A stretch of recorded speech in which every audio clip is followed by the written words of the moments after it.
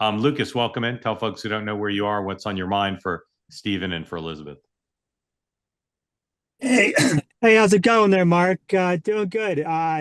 In Chicago, and I'm always surprised every single time you choose me, sir. Always honored.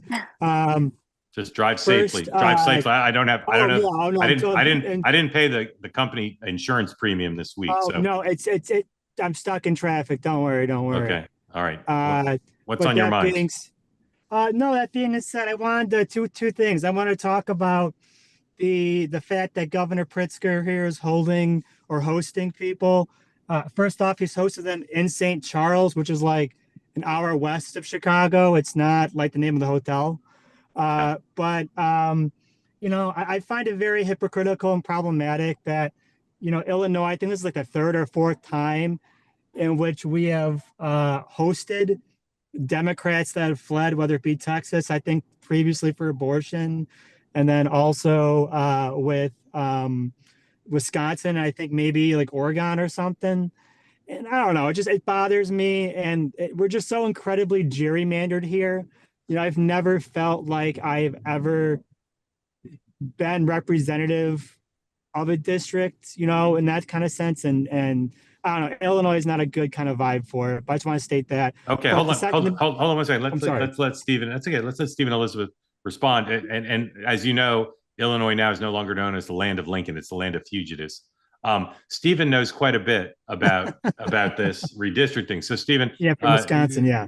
let us know what you know about the overall thing, but also comment on what Lucas raised, which I've also said, which is, and Karl Rove wrote about it today in the Wall Street Journal.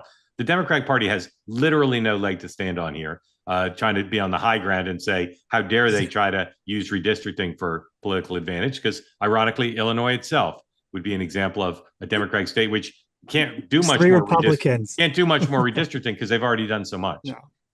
That's right. Yeah. Democrats do not have a high ground. I diverge a little bit from the mainstream Democratic position here. That you're hearing the Democrats say we need to fight fire with fire. I think you fight fire with water.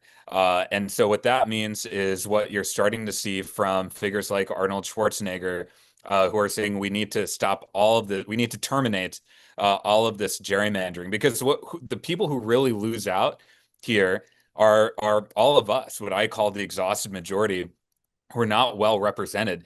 Right now, we live in a world where roughly 8% of the electorate elects 83% of the members of Congress.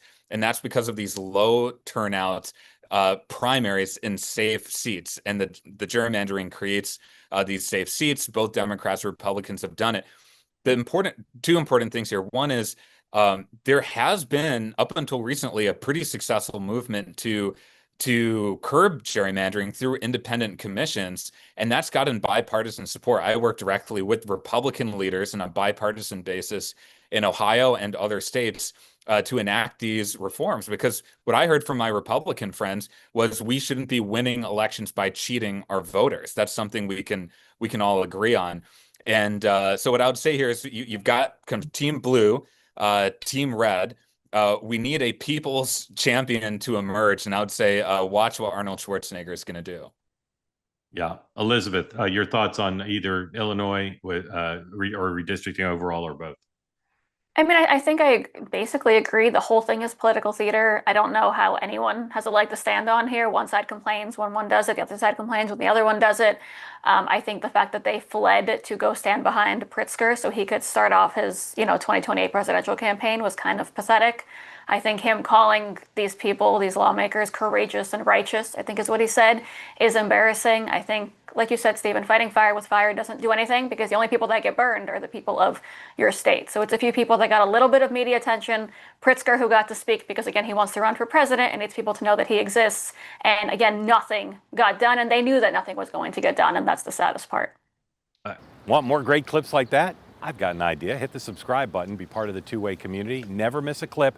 And you can always watch our full episodes, join them live, go to twoway.tv.